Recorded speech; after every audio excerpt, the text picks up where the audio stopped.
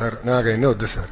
నేను సింపుల్గా అడుగుతున్నా, నీరు సముద్రంలోకి వెళ్తుంది, ప్రతి సంవత్సరం వెళ్తుంది. నీరు తెలంగాణ భూభాగం దాటి ఆంధ్ర భూభాగంలోకి వచ్చిన తర్వాత ప్రాజెక్ట్ నిర్మించి లిఫ్ట్ చేస్తున్నాం. ఓకే, అనుకుందాం ఒక సంవత్సరం నీళ్ళు రాలేదని, ప్రాజెక్ట్ ఖాళీగా ఉంటుంది. What is the problem?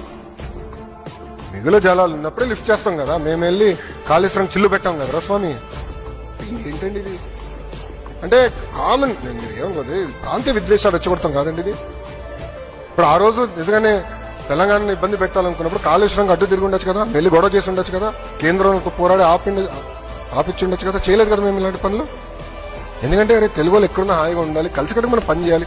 ఇంకా రాష్ట్రాలు విడిపోయినాయి, ఇట్స్ డెసిషన్. బట్ కలిసికట్టుగా తెలుగు వాళ్ళ ప్రయోజనాల కోసం కలిసికట్టుగా పని చేద్దామని చెప్తాం. What is wrong in that? ఈ స్టాండ్ బై దట్. ఈ రోజు కూడా ఫస్ట్ తెలుగుదేశం పార్టీ ఏనాడు తెలంగాణ వ్యతిరేకంగా పనిచేయలేదు, ఏనాడు పనిచేయలేదు. Last 10 years we never work against them. We will not work. ఎందుకు చేయాలి? అందరూ కలిసికట్టుగా పని చేయాలి, అందరం కలిసికట్టుగా ముందరికి వెళ్ళాలి. That's our agenda.